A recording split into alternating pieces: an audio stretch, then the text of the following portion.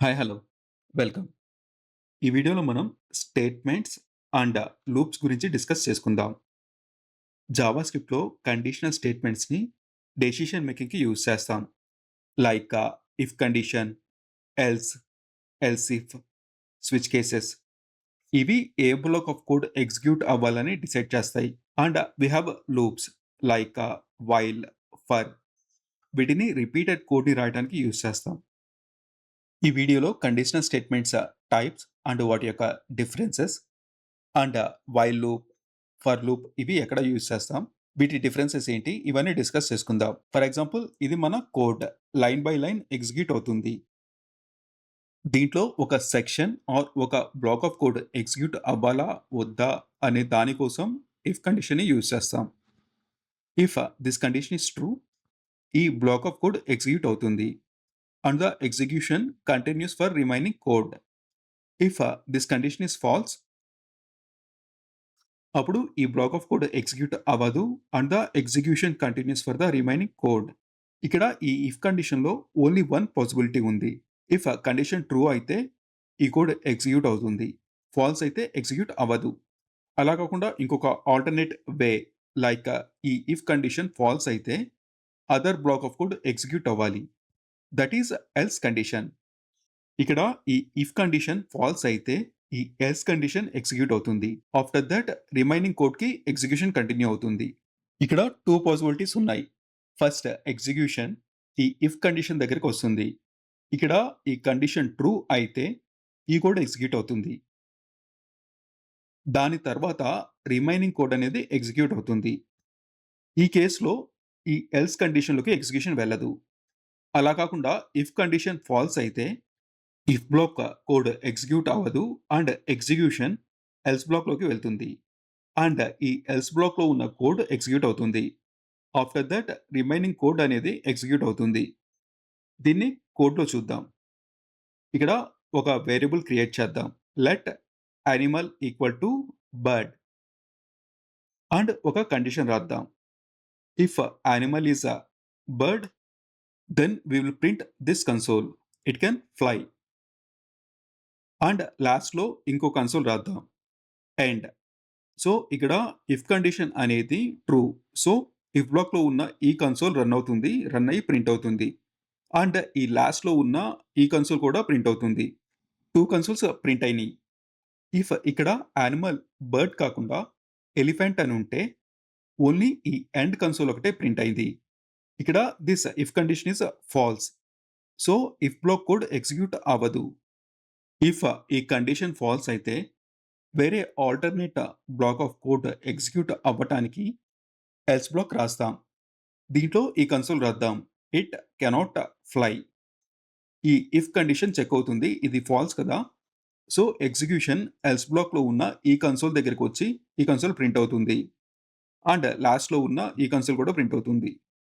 ఇక్కడ two possibilities ఉన్నాయి. ఈ ఇఫ్ కండిషన్ ట్రూ అయితే ఇఫ్ బ్లాక్లో ఉన్న కోడ్ ఎగ్జిక్యూట్ అవుతుంది అండ్ కన్సోల్ ప్రింట్ అవుతుంది. దాని తర్వాత లాస్ట్ లైన్లో ఉన్న ఈ కన్సోల్ కూడా ప్రింట్ అవుతుంది. ఈ ఎల్స్ బ్లాక్లోకి ఎగ్జిక్యూషన్ వెళ్ళదు. If this condition is false, ఈ కేసులో ఈ ఎల్స్ బ్లాక్ ప్రింట్ అవుతుంది. అలా కాకుండా మల్టిపుల్ కండిషన్స్ని హ్యాండిల్ చేయడానికి in between if and else we can create else if condition. ఇది కూడా కండిషన్ని తీసుకుంటుంది. దీంట్లో యానిమల్ ఈజ్ ఎలిఫెంట్, ఈ కండిషన్ ఇద్దాం. This console, elephant is the largest land animal, ఇది ప్రింట్ చేస్తున్నాం. ఇక్కడ ఫస్ట్ ఈ ఇఫ్ కండిషన్ చెక్ అవుతుంది. దిస్ ఈజ్ నాట్ ట్రూ కదా, so second else if condition check అవుతుంది. దిస్ ఈజ్ ట్రూ, సో ఈ కన్సోల్ ప్రింట్ అవుతుంది. ఆఫ్టర్ దట్ ఈ ఎండ్ కన్సోల్ ప్రింట్ అవుతుంది. ఇఫ్ ఏ కండిషన్ ట్రూ కాకపోతే దెన్ ఈ ఎల్స్ కండిషన్ ప్రింట్ అవుతుంది. ఇక్కడ ఈ ఇఫ్కి అండ్ ఎల్స్కి మధ్యలో we can add multiple else if conditions. If animal is fish, we can print this console, lives inside water. ఈ if, else if and else ఎలా work అవుతాయంటే, first execution if condition దగ్గరకు వస్తుంది. If this is true, if block related code అనేది execute అవుతుంది. And it will end.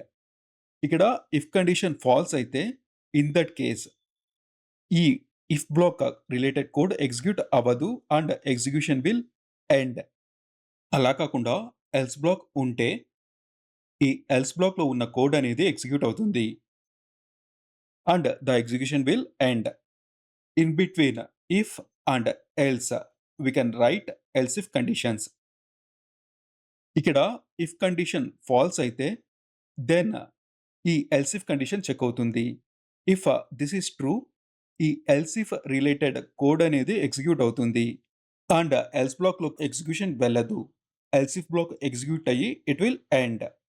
ఈ else if block కూడా false అయితే దీని రిలేటెడ్ కోడ్ ఎగ్జిక్యూట్ అవ్వదు. In that case else block execute అవుతుంది. ఇక్కడ if, else if and else use చేసి మల్టిపుల్ కండిషన్స్‌ని చెక్ చేస్తున్నాం. ఇలా మల్టిపుల్ కండిషన్స్‌ని ఒక చైన్ లాగా రాసే కంటే we can use switch case. ఈ కోడ్‌ని రిమూవ్ చేద్దాం. Let's write a switch case. దీంట్లో ఈ వేరియబుల్ యానిమల్‌ని పాస్ చేద్దాం. అండ్ ఇది కేస్ 1 ఇక్కడ బర్డ్ అని రాద్దాం. అండ్ దీంట్లో ఈ కన్సోల్ ప్రింట్ చేద్దాం. It can fly. And case 2 ఇక్కడ value is fish. కన్సోల్‌లో lives in water. And third case elephant. Largest land animal. ఇక్కడ ఈ 3 కేసెస్‌లో ఈ సెకండ్ కేస్ ఉంది కదా! ఇది మ్యాచ్ అవుతుంది. Animal is fish. దీన్ని మనం ఈ స్విచ్ కేస్‌లో పాస్ చేస్తున్నాం. ఫస్ట్ కేస్ 1 చెక్ అవుతుంది. This is not true.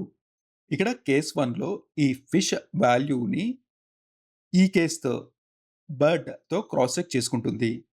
This is not true. So next ఈ సెకండ్ కేస్ దగ్గరకొస్తుంది. ఇక్కడ ఈ కేస్ మ్యాచ్ అవుతుంది. సో సెకండ్ కేస్‌లో ఉన్న కన్సోల్ ప్రింట్ అవుతుంది. బట్ ఇక్కడ అబ్జర్వ్ చేస్తే సెకండ్ కేస్ తర్వాత ఈ థర్డ్ కేస్‌లో ఉన్న కన్సోల్ కూడా ప్రింట్ అవుతుంది. ఇక్కడ ఏం జరుగుతుందంటే జావా స్క్రిప్ట్ ఏదైనా మ్యాచింగ్ కేస్ ఫైండ్ చేసిన తర్వాత ఆ ఆ కేస్ అండ్ దాని తర్వాత ఉన్న కేసెస్‌ని కూడా ప్రింట్ చేస్తుంది. To avoid this we use break statements. అన్ని కేసెస్‌లో బ్రేక్‌ని ఇంక్లూడ్ చేద్దాం. ఇప్పుడు ఓన్లీ సెకండ్ కేస్ ఇదొకటే ప్రింట్ అయింది.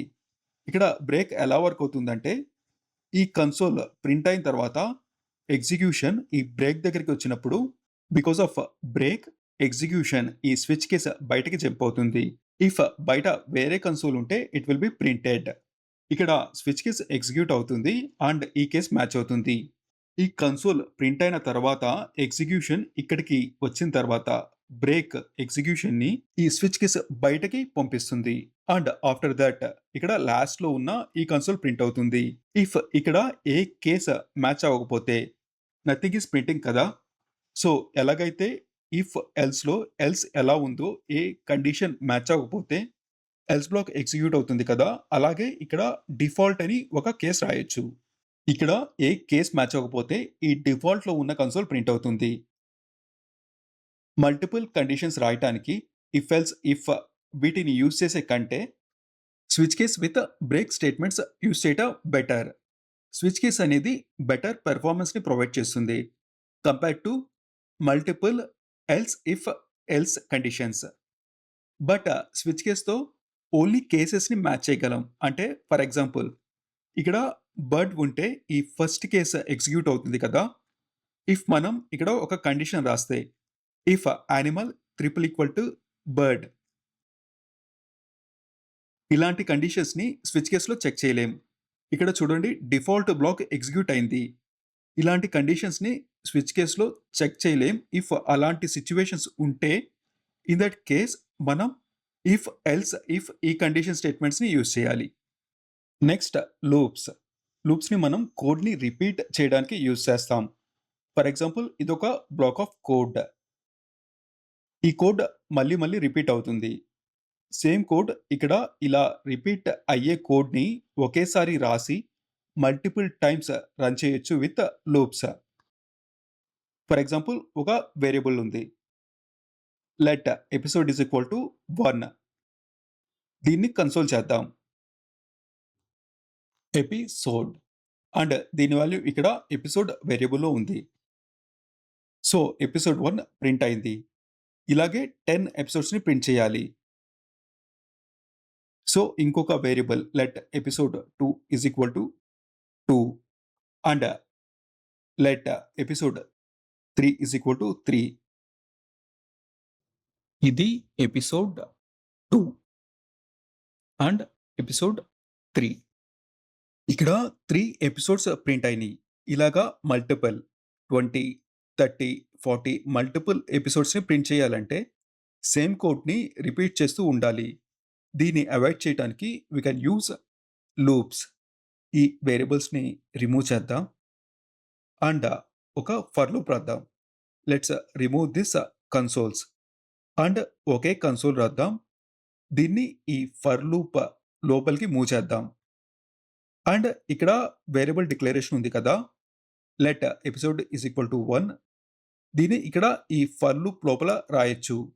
And episode is less than or equal to 10. Episode plus plus. ఇక్కడ కామా కాదు. ఓకే. సో, ఇక్కడ కన్సోల్ చెక్ చేస్తే ఎపిసోడ్ 1-10 ప్రింట్ అయినాయి.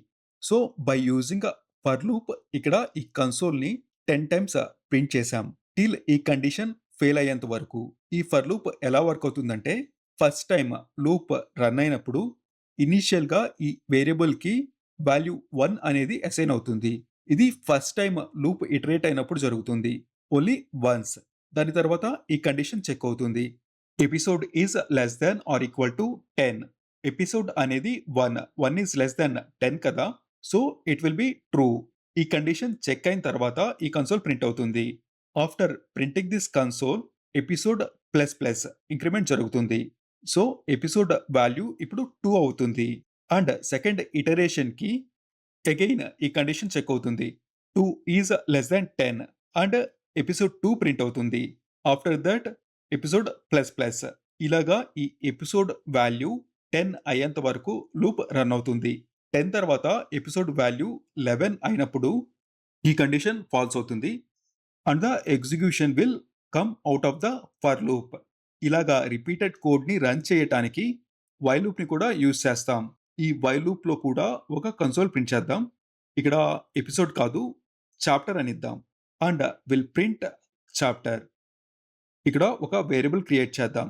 Chapter is equal to 1 and while loop condition తీసుకుంటుంది. Chapter is less than or equal to 10 and console print అయిన తర్వాత chapter వాల్యూని increment చేయాలి. If you check the console episode 1-10 print అయినాయి. After that chapter 1-10 print అయినాయి. ఈ for లూప్‌ని ఒకసారి కామెంట్ చేద్దాం. Chapter 1-10 by using while loop print చేశాం. ఇక్కడ ఈ వైల్ అండ్ ఫర్ లూప్‌కి డిఫరెన్స్ ఏంటంటే ఫర్ లూప్ అనేది కాంపాక్ట్‌గా ఉంటుంది. ఇక్కడ variable initialisation, condition checking, increment ఇవన్నీ ఒక లైన్‌లోనే రాసాం. But coming to while loop variable initialisation, condition checking and increment వీటిని 3 సెపరేట్ లైన్స్‌లో రాయాలి. అండ్ ఆల్సో ఫర్ లూప్‌ని సీక్వెన్సెస్ లైక్ అరేస్‌ని ఇటరేట్ చేయడానికి యూజ్ చేస్తాం. అంటే ఎక్కడైతే లూప్ ఎనీ టైమ్స్ రన్ అవుతుందని ఒక ఐడియా ఉంటుందో అలాంటి కేసెస్‌లో ఈ ఫర్ లూప్‌ని యూజ్ చేస్తాం. అండ్ వైల్ లూప్‌ని ఎక్కడైతే లూప్ ఎనీ టైమ్స్ రన్ అవుతుందని మనకు ఒక ఐడియా ఉండకుండా ఓన్లీ ఈ కండిషన్ ఫెయిల్ అయినప్పుడే లూప్ రన్ అవ్వటం ఆగిపోవాలి అనే కేస్‌లో వైల్ లూప్‌ని యూజ్ చేస్తాం. ఈ ఫర్ లూప్‌ని రిమూవ్ చేద్దాం. ఇంకోటుంది డూ వైల్ లూప్. ఇది కొంచెం డిఫరెంట్‌గా ఉంటుంది. ఇక్కడ ఒక వేరియబుల్ క్రియేట్ చేద్దాం. Let level is equal to 1 and ఈ డూ బ్లాక్ బాడీలో కన్సోల్‌ని ప్రింట్ చేయాలి.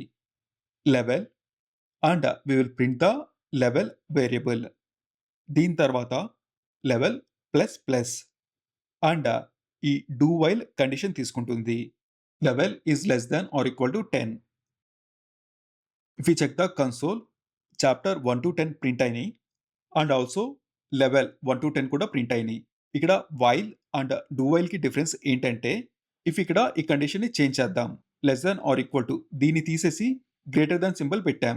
ఇన్ దిస్ కేస్ ఈ వైల్ లూప్ ఈ కండిషన్‌ని చెక్ చేస్తుంది. Chapter is greater than 10. This is false కదా! Chapter value is 1 is not greater than 10. So, ఈ కండిషన్ ఫాల్స్ అవుతుంది. ఎగ్జిక్యూషన్ వైల్ లూప్లోకి వెళ్ళదు.